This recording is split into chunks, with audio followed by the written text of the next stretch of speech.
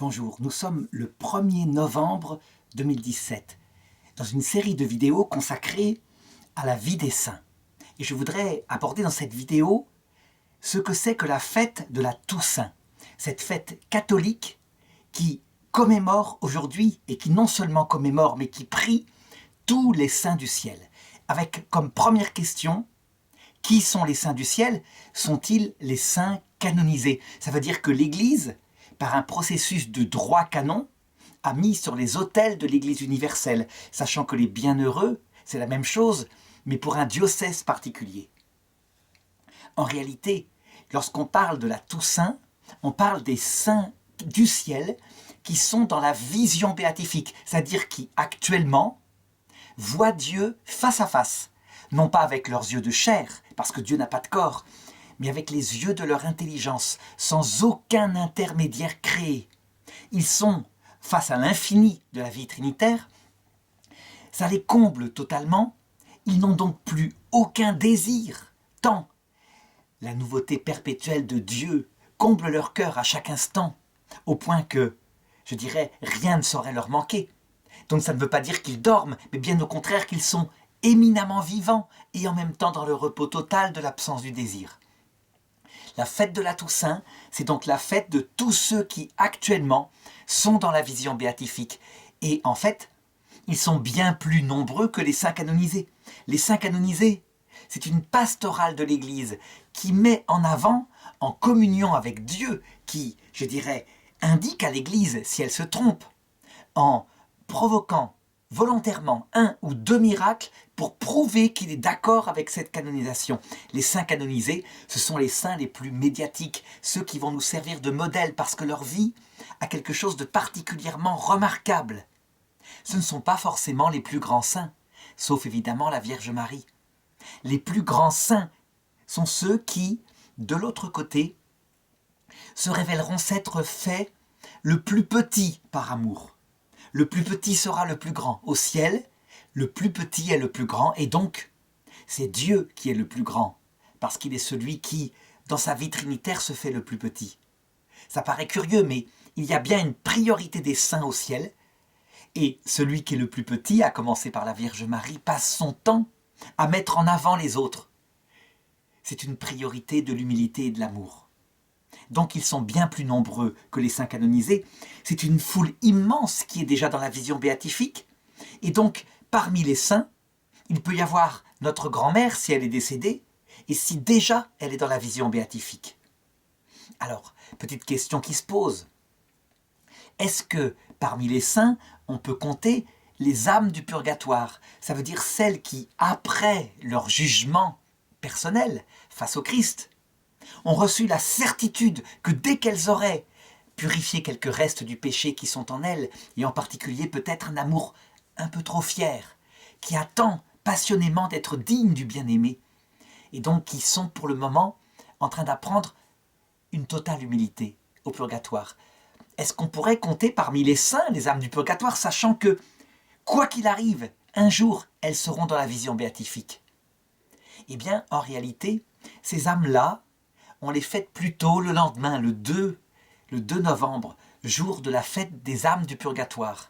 Mais ça, j'en parlerai avec une autre vidéo. Et donc, habituellement, la Toussaint, ce sont bien les âmes qui sont dans le paradis définitif, le 7e ciel, qui voient Dieu face à face et qui sont stabilisées dans cette vision béatifique. Alors, ceci étant précisé, je voudrais aborder une série de questions maintenant, très simplement, très brièvement, pour bien indiquer ce que concrètement font les saints actuellement au ciel. À quoi ils s'occupent? Quel est leur état? Et la première question que je voudrais poser, c'est celle-ci. Quel est l'état personnel, physique des saints qui sont actuellement dans le paradis? Eh bien, je dirais qu'il faut distinguer deux sortes de saints. Il y a d'abord quelques saints du ciel qui ont leur corps ressuscité, qui sont au ciel avec leur corps définitif. Et la foi catholique nous donne un seul nom d'une sainte qui est ainsi au ciel avec son corps, ce qui n'empêche pas qu'il y en a d'autres, probablement. Parce que, en fait, la Bible raconte que le jour de la passion de Jésus, lorsque le rideau du temple se déchira, il y eut des saints, des prophètes anciens qui ressuscitèrent et que les gens virent dans Jérusalem avec leur corps. Et ils en témoignèrent un peu plus tard. Ce qui veut dire que peut-être, ce n'est pas sûr, mais peut-être que d'anciens prophètes sont aussi au ciel avec leur corps comme la Vierge Marie. Il y en a en particulier deux qui peut-être ne sont jamais morts. C'est Enoch, un homme dont parle la Bible que Dieu enleva au tout début de la Genèse et qu'on ne vit plus parce qu'il marcha avec Dieu, et d'autre part Élie, cet homme que Élisée, son disciple, vit monter au ciel dans un char de feu sans qu'il passe par la mort, et qui est apparu avec Jésus lors de la transfiguration. Donc ça en fait peut-être 3, sans compter d'autres, mais en tout cas, pour la foi catholique, c'est certain, il y a une personne qui est avec son corps, c'est la Vierge Marie, son corps ressuscité. On se demande, mais pourquoi la Vierge Marie a-t-elle récupéré son corps ressuscité? Alors que, d'après le pape Jean-Paul II, elle est tout de même passée par la mort pendant quelques jours avant de ressusciter. Eh bien, tout simplement parce que c'est notre maman, et qu'elle est le prémisse de ce qui va nous arriver. Donc, en contemplant ce qui lui est arrivé, on peut deviner ce qui nous arrivera à nous lors de la résurrection. Donc, elle est totalement, pleinement, définitivement dans la position, dans l'état qui sera le sien pour l'éternité, la Vierge Marie, alors que les autres saints, comme par exemple Sainte Faustine, Sainte Blandine, Saint François Xavier, etc., sont dans la vision béatifique actuellement, et ils y sont sans leur corps. Ça veut dire que leur état est celui de mort, qui n'ont pas encore récupéré leur corps charnel, leur corps ressuscité. Ce corps ressuscité qui, on le sait, de l'autre côté. Parce que Jésus, lui, il n'est pas une personne humaine, il est la personne de Dieu qui s'est fait homme, a ce même corps. Et ce corps ressuscité, évidemment, n'a plus un mode biologique, mortel, mais c'est un mode transfiguré. Ça veut dire que la Vierge Marie a un corps qui peut entrer dans les pièces sans être arrêté par les murs, qui peut se déplacer à une vitesse immense dans l'univers, qui, revêtu de la puissance de Dieu, peut apparaître à ceux qui meurent, qui sont des milliers à chaque instant. En même temps, elle peut leur apparaître. Donc elle est dotée de multilocations. Ça, c'est la puissance de Dieu qui le fait. Mais avec son corps ressuscité, elle a des propriétés naturelles à ce corps ressuscité, comme l'agilité, je le disais, la subtilité, elle passe à travers les murs, la clarté, en voyant son corps, on voit son âme, l'immutabilité, l'impassibilité, elle ne peut pas souffrir physiquement, etc. Les autres saints, donc, eux, n'ont pas encore leur corps ressuscité, et donc il faut se demander dans quel état ils sont. Est-ce qu'ils sont des purs esprits, comme le pensait saint Thomas d'Aquin? Ça veut dire, un peu comme les anges, il ne leur resterait que deux facultés, leur intelligence, leur volonté libre, et ils auraient perdu non seulement leur corps biologique, qui est dans le tombeau pour le moment, mais aussi leur vie sensible, c'est-à-dire leur capacité de voir, d'entendre physiquement, d'imaginer, le souvenir sensible de ce qu'ils avaient vécu sur terre, le visage de leur maman, etc. Tout ça, d'après saint Thomas d'Aquin, serait perdu, parce que pour saint Thomas d'Aquin, la vie sensible, elle est liée au cerveau, et donc quand le cerveau qui est biologique meurt, eh bien les morts, ils n'emportent avec eux que les facultés qui ne sont pas liées au cerveau, qui sont purement spirituelles, l'intelligence spirituelle et la volonté libre. En réalité, depuis à peu près 50 ans, grâce aux expériences qui ont été révélées par le docteur Raymond Moody, un psychologue américain qui a étudié les gens qui approchaient la mort, eh bien en réalité, on s'aperçoit que saint Thomas d'Aquin, qui est un docteur de l'Église, mais qui n'est pas infaillible, qui n'est pas le magistère, sur ce point manifestement s'est trompé. Et saint Augustin, qui lui avait entendu parler de ces expériences proches de la mort, ne s'était pas trompé, avait suggéré 2 fois que les morts emportent avec eux leur sensibilité. Ça veut dire qu'ils voient, qu'ils entendent, qu'ils emportent avec eux un corps double, un corps psychique, on pourrait dire, et leurs facultés sensibles, donc tous les souvenirs sensibles qui reviennent. À la mort, lorsque le cerveau est vieux et usé, on a plein de souvenirs qui disparaissent. Et lorsqu'enfin, ce vieux corps biologique disparaît, apparemment, il surgit de lui non seulement l'esprit, qui part dans l'autre monde, mais ce double, ce corps psychique, qui se trouve tout d'un coup libéré de la vieille matière et qui peut s'exercer parfaitement, si bien que tous les souvenirs, y compris le visage de sa maman quand on était bébé et qu'on le voyait penché sur notre berceau, tous ces souvenirs reparaissent vivants, actuels. C'est fantastique. Ça veut dire que les morts, je dirais, ont tous les souvenirs qui font d'eux des êtres humains.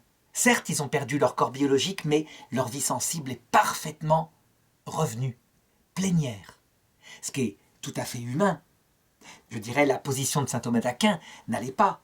Parce que ce qui fait un être humain, certes, c'est son intelligence et sa volonté.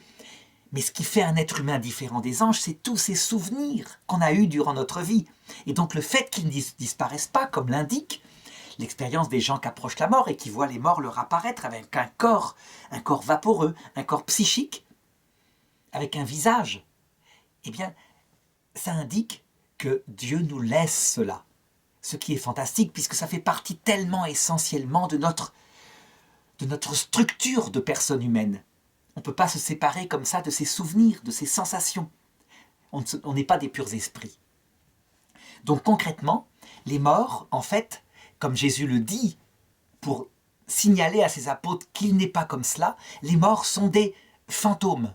Il le dit à sa résurrection, quand ses disciples croient voir un fantôme, et il dit « Non, non, non, touchez-moi, touchez, j'ai de la chair, j'ai des os, et les esprits n'en ont pas. » Les morts qui ne sont pas encore ressuscités sont donc des fantômes. Leur état, c'est donc un esprit lié à un psychisme. Ce qui veut dire que l'Égypte antique, qui le savait, qui pensait que les morts emportaient non seulement leur bas, mais leur ka, ça veut dire leur esprit et leur psychisme, eh bien, ils avaient raison.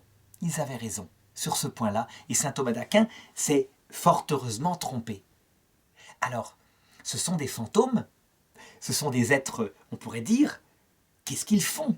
Est-ce que donc ce sont des fantômes, comme dans l'histoire que raconte la Bible, dans le livre de Samuel, où le fantôme de Samuel, dans une séance de spiritisme, apparaît ?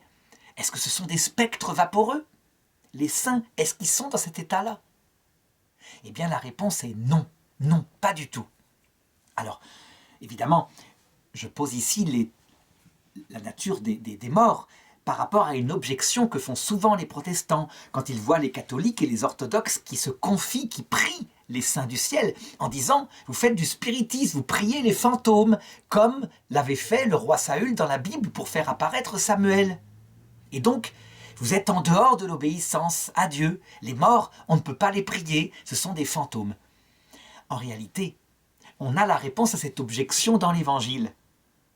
C'est le jour de la transfiguration de Jésus, quand il apporte avec lui, sur la montagne du Tabor, Pierre, Jacques et Jean, et qu'il est transfiguré devant eux. L'Écriture raconte que apparut avec lui Moïse, qui était mort, dont on a perdu le tombeau, mais qui est mort, qui n'a pas eu l'autorisation de rentrer dans la Terre Sainte, et qui a été mis dans un cercueil et enterré. Et d'autre part, Élie, qui lui, peut-être est avec son corps, je l'ai dit, dans l'autre monde. Mais tous les deux étaient là, qui s'entretenaient avec Jésus de ce qui allait lui arriver bientôt à Jérusalem. Et eux, les apôtres, Pierre, Jacques et Jean, furent bouleversés par cette présence au point qu'ils racontaient n'importe quoi. Ils étaient prêts à construire 3 tentes pour qu'ils puissent s'y installer et rester comme ça sur le mont Tabor. Mais qu'est-ce que ça indique ? Que Jésus, bien sûr, ne faisait pas une séance de spiritisme en étant transfiguré. Et donc que Moïse, qui est un mort, qui n'a pas son corps ressuscité, pouvait, avec la puissance des anges sans doute, apparaître là. Et ce n'était pas du spiritisme. Donc que ce mort, Moïse, était vivant, actif, avec Jésus, coopérant à sa mission de rédemption. Donc pas une sorte de spectre livide errant dans le shéol. Et ça, c'est une autre question que je veux aborder maintenant. Que font ces morts, ces saints du ciel ? Que font-ils actuellement ? Et je veux l'aborder par rapport à l'objection fréquente, la plus fréquente des protestants, qui disent « Mais les morts, ils ne font rien ». On a, disent-ils, des textes de l'Ancien Testament qui racontent que dans le shéol, personne ne se souvient de Dieu. On dort, ils dorment. Ils sont comme des âmes, je dirais, en sommeil. Ils ne peuvent pas du tout agir, disent les protestants. Les témoins de Jéhovah vont plus loin, parce que pour eux, il n'y a pas d'âme spirituelle. L'âme, c'est le sang biologique, tout simplement. Et donc pour eux, pour le moment, les saints du ciel, donc les témoins de Jéhovah, qui seront parmi les 144 000 élus, sont dans le néant pour le moment. Mais Dieu les ressuscitera à la fin du monde. C'est logique, c'est cohérent. Si leur âme c'est leur sang et que leur sang est pourri, les morts, pour eux, ne sont pas vivants. Pour les protestants, non. Les morts sont des fantômes errants, des âmes tristes. En tout cas, on ne peut pas les prier. Ils ne peuvent en aucun cas nous aider. Et c'est pourquoi que souvent, dans les familles évangéliques, quand quelqu'un est décédé, même les photos, même si c'est un enfant de la famille, les photos sont mises dans des tiroirs, sont cachées. On ne met pas de photos des morts comme si on pouvait se confier à eux ou penser à eux. Ils dorment. Ils sont comme éteints dans beaucoup de familles protestantes. Alors, qu'est-ce qu'en disent les catholiques et les orthodoxes, donc les églises fondées par les apôtres? Eh bien, les catholiques et les orthodoxes s'opposent formellement à cela. Mais je dirais pas en s'appuyant sur des choses en l'air. C'est certain, les catholiques et les orthodoxes ont tous les témoignages des saints qui sont apparus après l'Écriture, comme par exemple Sainte Perpétue, qui, juste quelques jours avant son martyre, en 203 après Jésus-Christ, reçoit de Dieu la possibilité de voir en rêve son petit frère de 8 ans, qui est mort quelques années plus tôt d'un cancer, et qui est au purgatoire, qui ne peut pas atteindre l'eau qu'il aimerait boire pour pour ne plus avoir soif, et qui dit à Jésus, parce qu'elle estime qu'elle va mourir martyre le lendemain, qu'elle veut qu'il sorte du purgatoire, et qu'elle y a droit à être exaucée de cela. Et quelque temps plus tard, elle le voit en rêve, qui a pu accéder à l'eau, qui est comblée de cette eau vive, et qui est, je dirais, de nouveau plein de joie, qui est entré dans le paradis. Mais ça, on pourra dire, les protestants sont de bonne guerre, ils disent il n'y a que l'écriture qui compte, que c'est une vision tardive, et donc que c'est absurde. En fait, pas la peine d'aller chercher Sainte Perpétue pour savoir que les saints sont vivants. Que, je dirais, ils étaient même avant la passion de Jésus dans des paradis provisoires qu'on appelait le sein d'Abraham. On a dans l'Écriture tous les textes qui racontent cela. Alors que certains protestants disent mais c'est une parabole. Alors qu'en fait on voit bien que ce n'est pas une parabole, c'est un récit qui raconte ce qui se passe de l'autre côté. C'est le récit du riche et de Lazare. Un riche avait au pied de sa maison un mendiant appelé Lazare. Il ne le voyait même pas et ce mendiant aurait voulu manger les restes que ses chiens mangeaient. Et un jour, le riche mourut et fut emmené dans le Shéol, un lieu de souffrance, où il fut privé d'eau, et que nous, catholiques, avec le pape Benoît XVI, on estime être le purgatoire. Cet homme-là n'est pas en enfer. Il est plein de repentir, il pense à ses frères, rien à voir avec l'attitude d'une âme de l'enfer qui voudrait que tout le monde se révolte avec lui contre Dieu. Et par contre, il y avait Lazare qui était dans un lieu de délices avec Abraham. Et le riche voit Lazare et Abraham à côté de lui, et il se met à s'adresser à Abraham en disant « Père Abraham, s'il te plaît, viens à mon aide. » Et viens à mon aide. Et Abraham lui répond des choses. Qu'est-ce que montre ce texte? Eh bien que Abraham est vivant, actif, qu'il s'occupe de Lazare, qu'il est dans un lieu de rayonnement de joie, qu'il n'a aucun malheur, et pourtant il n'a pas encore la vision béatifique, puisque le Christ n'est pas encore mort sur la croix pour ouvrir son cœur, le cœur de Dieu, à la vision béatifique. Ce qui indique que, même avant la passion du Christ, comme le disaient d'ailleurs les anciens Égyptiens, les âmes des justes étaient dans un paradis, pas définitif mais provisoire, comblé de la grâce de Dieu, et ils attendaient le paradis définitif, la résurrection, etc. Eh bien, après la passion de Jésus, quand ces saints, quand ce même Abraham et aussi ce Lazare sont entrés dans la vision de Dieu, a fortiori, ils sont vivants, actifs. Jésus d'ailleurs le dit explicitement, je dirais, à des Sadducéens, c'est-à-dire des sages d'Israël qui ne croyaient pas en la vie après la mort parce qu'ils ne lisaient que les livres de Moïse, et Moïse ne parle pas une seule fois de la vie après la mort. Pour lui, le paradis, c'est la conquête de la terre matérielle du Canaan. La révélation du paradis viendra bien plus tard dans la Bible. Eh bien, ces Sadducéens, pour tendre un piège à Jésus et prouver aux pharisiens qu'ils ont raison, lui demandent de qui sera un homme qui a été marié avec 7 femmes qui toutes sont décédées. Et Jésus lui répond à ces Sadducéens, au ciel, on est comme les anges, on n'est pas mariés. En fait, on comprendra plus tard avec l'Église que on aime tellement chaque personne du ciel comme si elle était l'unique, avec un cœur élargi à la dimension de Dieu, que le mariage de la terre, qui est adressé à une seule personne, est comme l'image de la relation qu'on peut avoir avec chacun des anges, chacun des saints du ciel, avec le Christ, avec la Vierge Marie, qui est comme un mariage multiplié par l'infini, où le cœur de l'autre est comme présent à notre cœur, où sa sensibilité est vue de manière grandiose. Et donc, on n'est pas marié parce que c'est comme si chaque individu était l'unique dans notre vie. Bon, et donc à un moment donné, Jésus dit aux Sadducéens, « Vous êtes grandement dans l'erreur. De qui Dieu est-il le Dieu? D'Abraham, d'Isaac et de Jacob. À votre avis, est-ce que ce Dieu est le Dieu des morts ou est-ce que c'est le Dieu des vivants ?» Et les Sadducéens repartirent tout penauds. Ils avaient été, je dirais, vaincus par l'argument évident de Jésus. Donc, ces morts sont vivants, vraiment. Et la foi catholique, en l'affirmant et en s'opposant là-dessus aux protestants, eh bien, elle est parfaitement scripturaire. C'est d'ailleurs incompréhensible que les protestants refusent cette évidence qui est racontée par Jésus, ne serait-ce qu'à sa croix, lorsque le bon larron est là et qui lui dit « Aujourd'hui, avec moi, tu seras dans le paradis ». Et dans bien d'autres textes, quand il parle du paradis, Jésus dit « Entrez dans la joie de mon Père. En peu de choses vous avez été fidèles, je vous établis sur beaucoup », ce qui indique qu'ils ont des responsabilités, ils agissent dans le paradis. Comment se fait-il que les protestants refusent cette évidence? En fait, c'est à cause d'une autre raison. C'est à cause de l'insistance de Martin Luther, de Calvin, etc., sur l'unique rédemption du Christ, si bien qu'ils avaient l'impression que le fait qu'on se confie aux amis de Jésus-Christ, ceux avec qui ils travaillent au ciel, était comme une perte de gloire pour l'unique Rédempteur Jésus. Et les catholiques leur répondaient, avec raison, que l'unique Rédempteur, Jésus, Dieu fait homme, la première chose qu'il avait fait à sa croix, lorsqu'il avait achevé toute son œuvre, c'était de nous donner Marie comme mère, en disant aux disciples qu'il aimait, c'est-à-dire à nous, « Voici ta mère ». Et c'est une mère spirituelle, c'est une parole de Dieu. C'est pas simplement un testament de quelqu'un qui donne sa vieille mère pour que Jean, d'ailleurs, qui est tout adolescent, la protège dans sa retraite.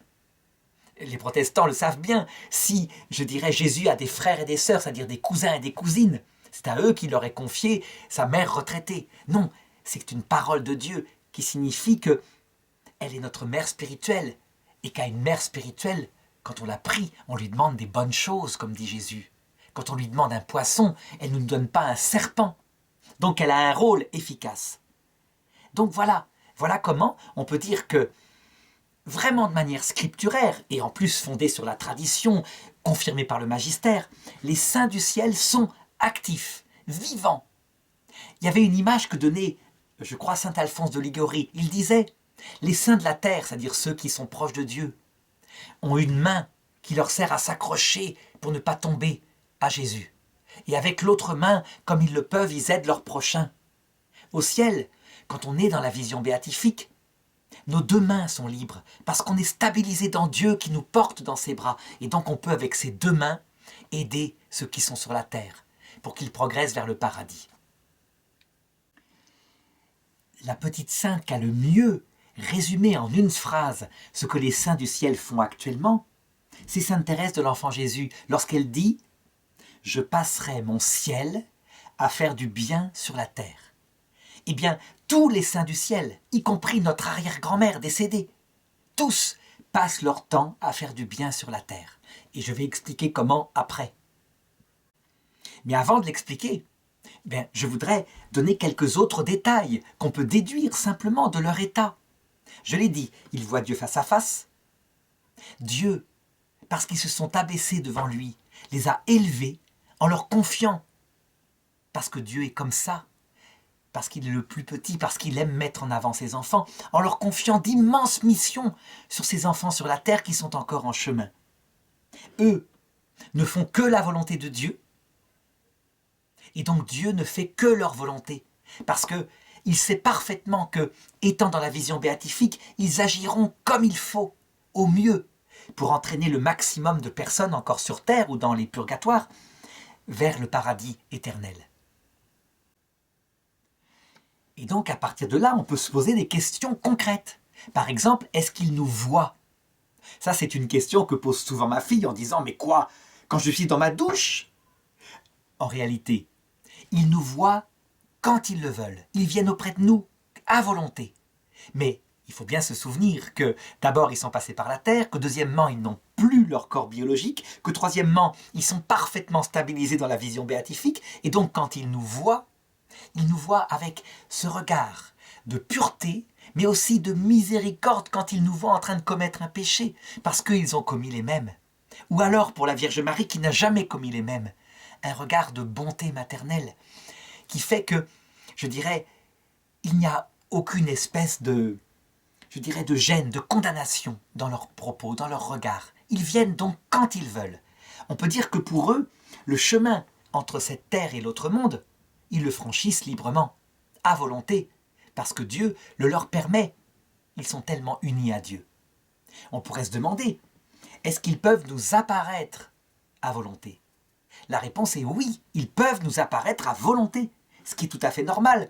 S'ils sont l'épouse mystique de Dieu, auquel ils ont tout donné, Dieu leur fait parfaitement confiance, et donc les traite exactement comme la Vierge Marie, dans une absolument confiance.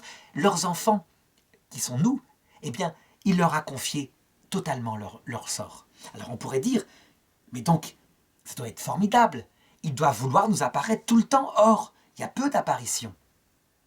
Là, je voudrais bien expliquer quel est leur état d'esprit. Je me rappelle que quand j'avais autour de 15 ans, ma grand-mère était âgée et je lui avais dit « Tu mourras sans doute avant moi, s'il te plaît, est-ce que tu peux m'apparaître pour me dire si tu es au paradis ?» Elle ne m'est jamais apparue. Plus tard, en faisant de la théologie, j'ai compris pourquoi. C'est très simple. C'est que, arrivée de l'autre côté, quand elle a pleinement compris pourquoi Dieu nous laissait sur terre pendant un certain temps, le temps de la vie terrestre, dans le silence, dans l'obscurité, avec peu d'apparitions, eh bien, elle n'a plus eu envie de m'apparaître. Ce n'aurait pas été bon pour moi. Ça m'aurait peut-être plongé dans quelque chose comme une recherche du merveilleux, du paranormal. Non, non.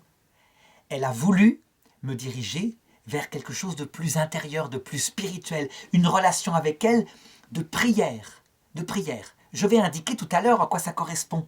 Mais j'insiste, ils peuvent donc nous apparaître quand ils veulent, et ils le font quand c'est nécessaire. Par exemple, je me rappelle d'une personne qui était au bord du suicide tellement elle était désespérée dans son chemin sur terre. Dans une épreuve terrible, involontaire, une épreuve qu'elle portait lourdement. Eh bien, il lui est arrivé exactement la même chose qu'à Jésus lorsqu'il était au Jardin des Oliviers et que l'Écriture raconte qu'un ange lui apparut qui le réconforta. Elle eut une apparition de quelqu'un de très proche d'elle, du ciel, qui lui apparut en rêve pour lui indiquer qu'il la soutenait, qu'il ne l'abandonnait pas, qu'il fallait qu'elle tienne bon. Ils peuvent donc apparaître à volonté. Dieu leur fait entièrement confiance, mais ils le font peu pour la raison que j'ai indiquée. Ils savent parfaitement comment nous conduire. Et donc parfois, il y a des personnes qui sont dans le désespoir et qui n'ont pas d'apparition du tout. On pourrait se dire, mais c'est cruel, pourquoi? Ils sont abandonnés alors? Très souvent, non. C'est parce qu'ils estiment que ce désespoir-là, pour telle personne, est utile pour façonner leur cœur dans l'humilité, dans la kénose, dans la petitesse. Et donc, il faut les laisser vivre cette épreuve. Ce sera plus profitable pour leur éternité que de leur apparaître et de les rassurer à ce moment-là. Ça, c'est eux qui le savent. Parce que, étant dans la vision béatifique, ils savent maintenant, avec Dieu, ce qui est le mieux pour nos âmes. Et donc, on peut leur faire entièrement confiance. Alors donc, autre question concrète. Est-ce qu'ils peuvent nous aider concrètement dans des choses qui nous sont très importantes? Alors évidemment, je pense au domaine de la grâce, ça j'ai dit que oui, ils vont nous aider. Mais dans des choses concrètes comme retrouver un travail, comme par exemple un jeune homme ou une jeune fille pour trouver le bon fiancé, celui qui nous rendra heureux, celui qui nous correspondra.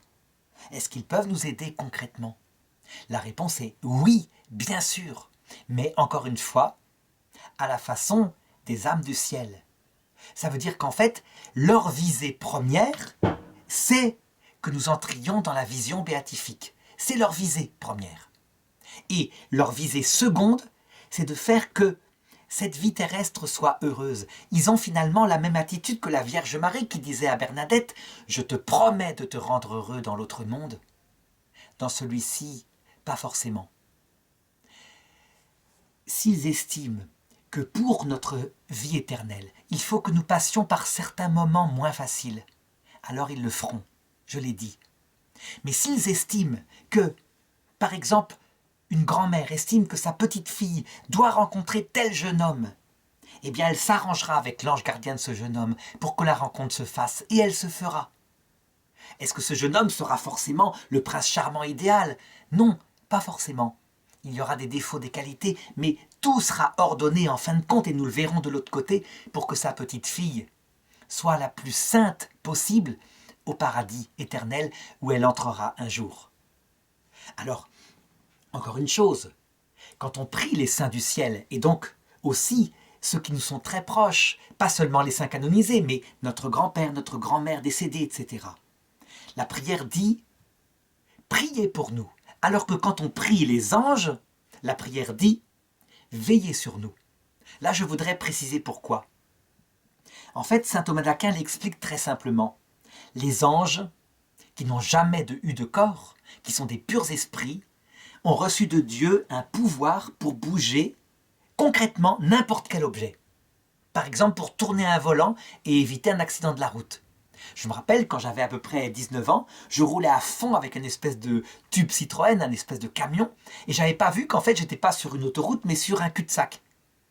Et franchement, ça se terminait avec un mur et je devais me tuer. Sauf que mon volant a tourné tout seul et je sais pas comment, je me suis introduit dans un chemin de terre et mon camion s'est arrêté dedans sans qu'il y ait une seule égratignure. J'ai toujours attribué ça à mon ange gardien.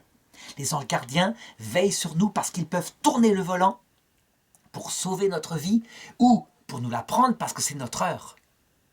Eux aussi ne visent qu'à une chose, notre entrée dans la vision béatifique. Tandis que les saints du ciel, qui n'ont pas leur corps et qui sont des humains, donc qui ont un esprit qui est fait pour bouger leur propre corps, eh bien, ne peuvent pas concrètement agir comme ça, sauf avec l'aide et la collaboration des anges qui, évidemment, instantanément collaborent et font leur désir.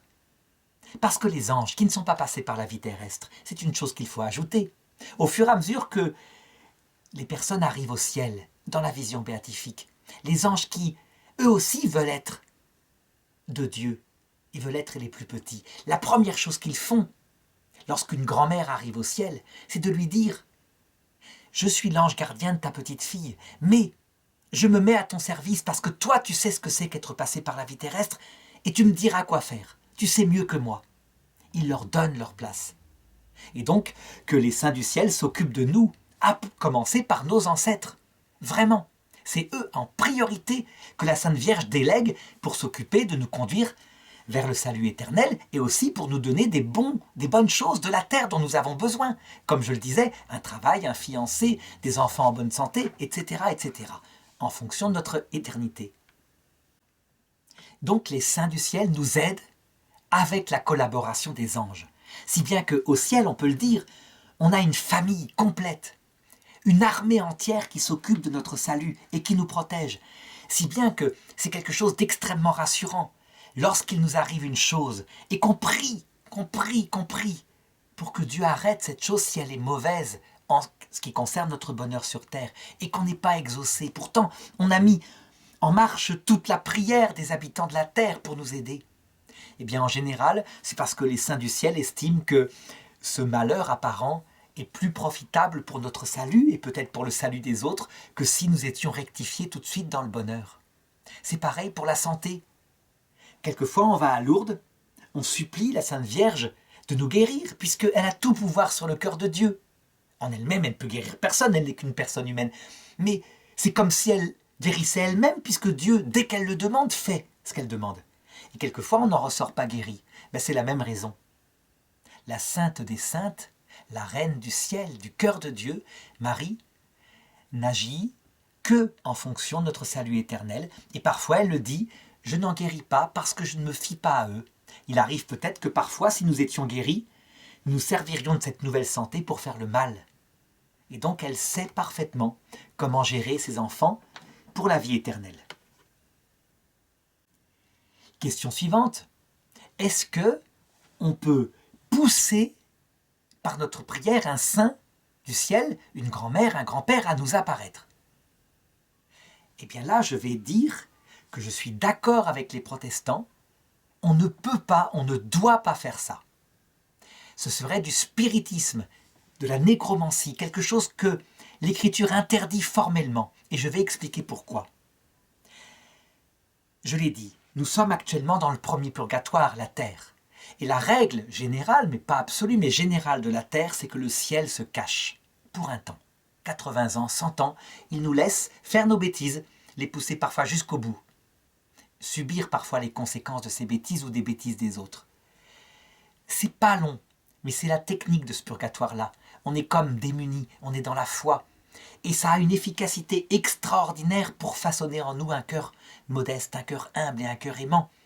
Parce que passer par la vieillesse en ayant son âme toute jeune comme celle d'un enfant et avoir un vieux corps et passer par la dépendance aux autres, ça façonne en nous une humilité d'une façon tellement efficace que le ciel veut que ce purgatoire, si possible, on le fasse jusqu'au bout. Et c'est pourquoi le ciel est contre l'euthanasie, contre le suicide, etc.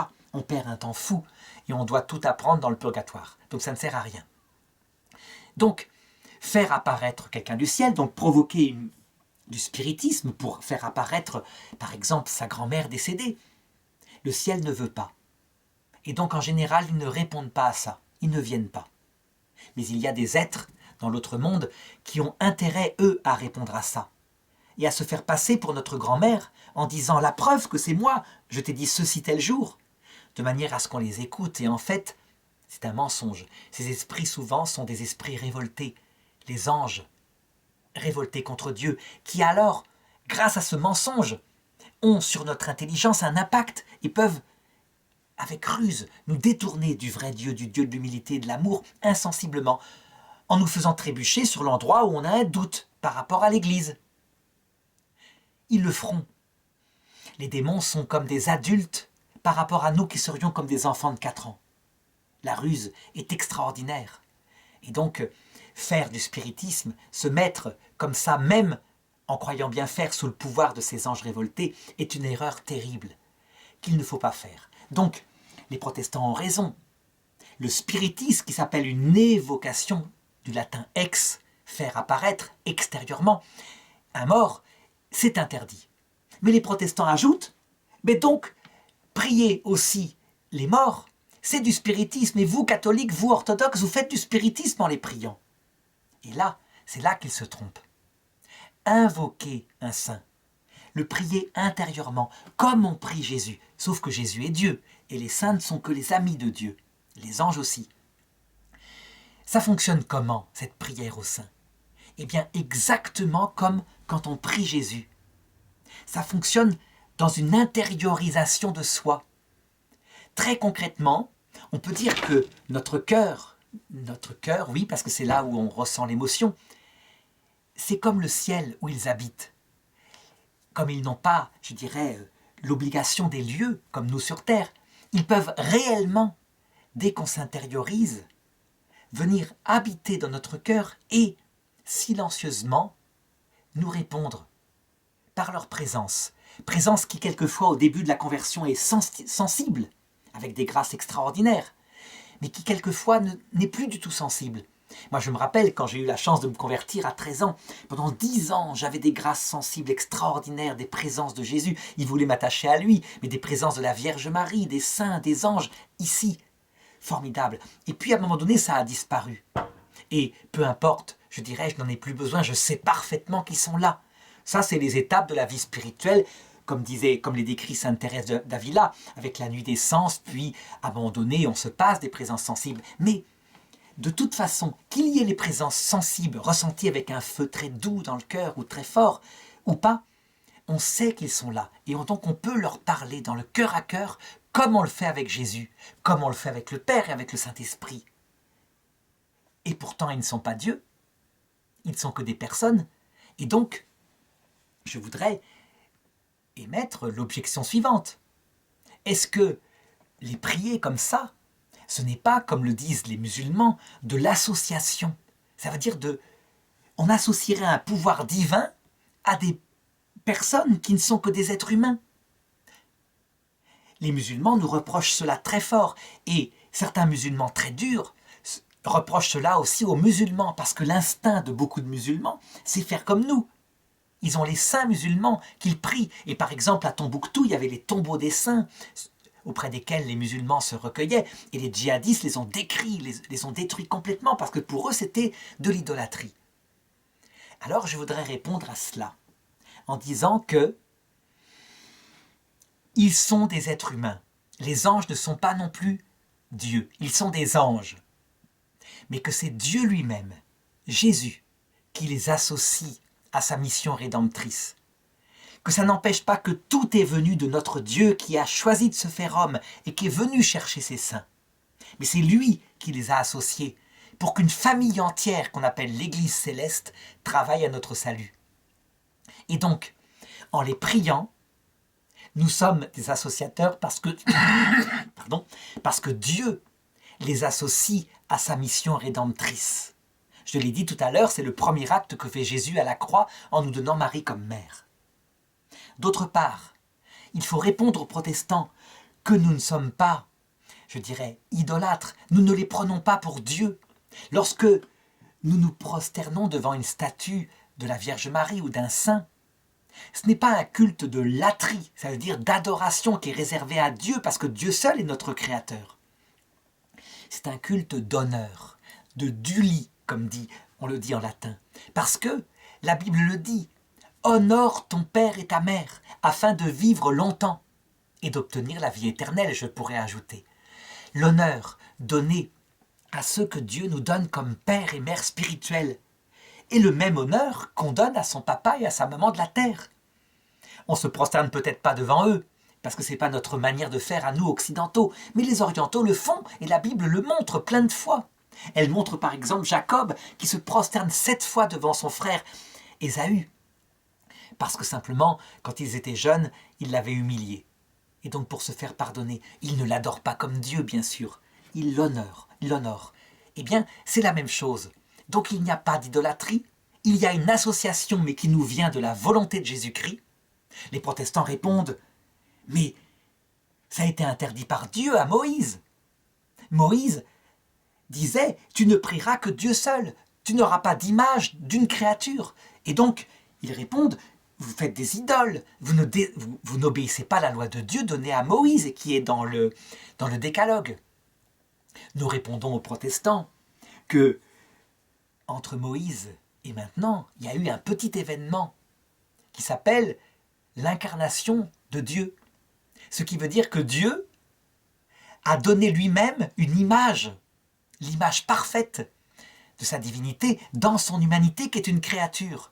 Et que si la loi de Moïse avait dû être appliquée, Jésus aurait dû être lapidé pour ça. Mais de fait, c'était vrai, il l'a fait. Et que d'autre part, il a donné à travers sa mère et les saints l'autre image complémentaire à travers la femme, puisque l'image de Dieu, dit le début de la Genèse, c'est l'homme et la femme ensemble. Donc il a reconstitué la possibilité de représenter par des images d'abord spirituelles, donc se représenter la vie de la Sainte Vierge, la vie de Jésus. Comment fonctionne Dieu dans son éternité, avec son amour et son humilité? Et les images charnelles, les visages, ne sont que pour nous conduire à cette image spirituelle de leur cœur, évidemment. Donc, c'est une chose tout à fait possible, tout à fait cohérente, tout à fait scripturaire que de représenter les saints et de les prier. Alors, je voudrais aborder une autre question. Quel est le saint que l'on doit mettre en premier dans sa vie? Est-ce que c'est la Vierge Marie, la plus petite de toutes et donc la plus grande au cœur de Dieu?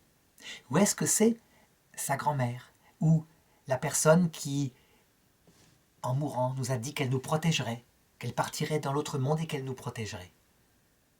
Eh bien, je dirais, on fait ce qu'on veut. C'est une liberté totale.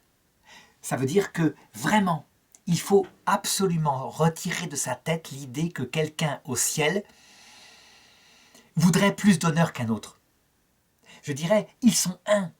Et donc, si on préfère la Vierge Marie, et on a bien raison, eh bien, elle va mettre en avant notre grand-père, notre grand-mère, qui nous a dit qu'il nous protégerait. Et si on préfère notre grand-mère et notre grand-père, eh bien, la Vierge Marie s'en réjouit, et le Christ se réjouit de cela. Et vraiment, alors, ils vont nous protéger. Je peux dire que cette famille d'amour qui est au ciel, c'est un peu comme la famille terrestre. Lorsque on passe par la maman, lorsqu'on passe par le papa, lorsqu'on passe par le petit frère pour aborder la maman, c'est tout un quand on s'aime. On est unis. Et donc, chacun doit se donner comme saint préféré celui qui lui correspond, soit parce qu'il a marqué sa vie, soit parce que, parmi les saints canonisés, il y a le frère ou la sœur jumelle de notre vie. Et c'est là que l'Église a institué ce qu'on appelle le patronage.